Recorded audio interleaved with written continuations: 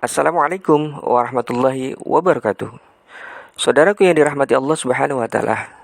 Alhamdulillah, segala puji bagi Allah. Mudah-mudahan saudaraku dalam keadaan sehat walafiat, penuh berkah, selalu bahagia dan selalu dalam curahan rahmat Allah Subhanahu wa taala. Kali ini kita akan membahas tentang 7 tangga dalam menapaki jalan ma'rifatullah, melanjuti episode yang ke-45 yang lalu. Sebagaimana Allah Subhanahu wa taala berfirman di dalam surat An-Nur ayat 46 yang berbunyi, A'udzu billahi minasyaitonir rajim. Bismillahirrahmanirrahim. Laqad anzalna ayatin mubayyinat wallahu yahdi man yasha'u ila siratim mustaqim. Yang artinya, sesungguhnya kami telah menurunkan ayat-ayat yang menjelaskan dan Allah menunjuki siapa yang dikehendakinya kepada jalan yang lurus. Begitupun senada dalam surat Al-Ankabut ayat 69, Allah Subhanahu wa taala berfirman yang berbunyi, A'udzu billahi minasyaitonir rajim. Bismillahirrahmanirrahim. Walladzina jahadu fina lanahdiyannahum subulana wa innallaha lama'al muhsinin. Shadaqallahul azim. Yang artinya, dan orang-orang yang berusaha sungguh-sungguh untuk mencari keridhaan Allah, kami benar-benar akan memberikan petunjuk kepada mereka jalan-jalan kami. Sesungguhnya Allah benar-benar bersama orang-orang yang berbuat kebaikan.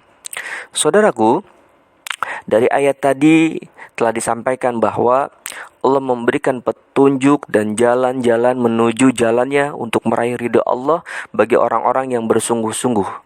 Kali ini kita akan membahas tentang ada 7 tangga dalam menapaki jalan ma'rifatullah. Lalu apa saja tangga-tangga ini yang harus kita lalui sehingga kita mencapai ma'rifatullah, kemudian mengenal Allah dan kita wusul ilallah.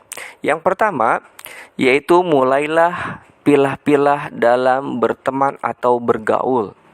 Ya, memulai pilah-pilah dalam berteman dan bergaul di sini adalah sebetulnya bukannya tidak boleh bergaul dengan siapapun.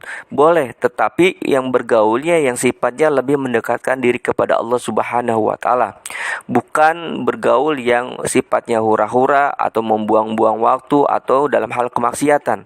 Jadi saudaraku, bagi siapapun yang ingin menapaki jalan ma'rifatullah, sudah mulai memilah-milah dan mengurangi bergaul hal-hal yang tidak penting, yaitu memilah teman atau teman bergaul yang baik-baik saja, yang dapat mendukung proses perjalanan rohani kita. Lalu yang kedua, tangga dalam menapaki jalan ma'rifatullah adalah mulailah belajar riyadhah dari yang dasar dalam proses ma'rifatullah. Apa saja? Salah satunya adalah mulai sedikit mengurangi makan, sedikit tidur, sedikit bicara, sedikit bercanda, sedikit tertawa, sedikit melamun, sedikit mengeluh, ya kan, dan lain sebagainya, dan menghindari hal-hal yang sifatnya tidak bermanfaat. Mulailah riyadhah. Ya, riyadhah dasar ini dilakukan tahap demi tahap, termasuk juga berpuasa. Itu bagian dari sunnah Rasul juga. Puasa Senin Kamis atau puasa Daud atau Yaumil Bid, ya. Ini dalam rangka menempa spiritual kita, rohani kita, dan ini untuk menapaki jalan-jalan ma'rifatullah. Lalu yang ketiga, tangga dalam menapaki jalan ma'rifatullah adalah mulailah belajar membersihkan diri dan hati kita dari penyakit-penyakit hati.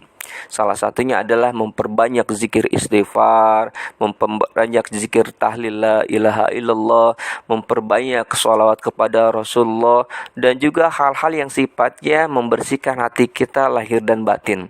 Dan ini riyadhahnya bisa dilakukan setiap waktu, setiap saat, di jadwal, misalkan sehari 100 kali, naikin sampai 500 kali, sampai 1000 kali sehari, baik itu istighfarnya, zikir tahlilnya, sholawatnya maupun yang lainnya.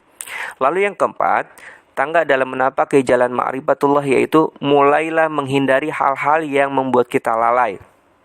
lalai dalam mengingat Allah, lalai dari berzikir, lalai dari beribadah kepada Allah, dan juga lalai dari hal-hal urusan akhirat. Maksudnya apa?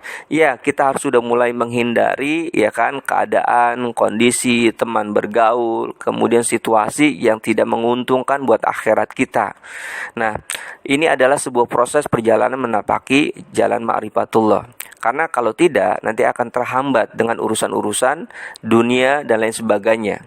Lalu yang kelima, tangga dalam menapaki jalan ma'rifatullah adalah mulailah belajar tentang kebesaran-kebesaran Allah, tentang rukun-rukun iman. Dari rukun iman yang pertama, percaya dan yakin kepada Allah, akan janji-janji Allah, ya kan, sampai kepada rukun iman yang keenam, yaitu tentang qada dan qadarnya Allah Subhanahu wa taala.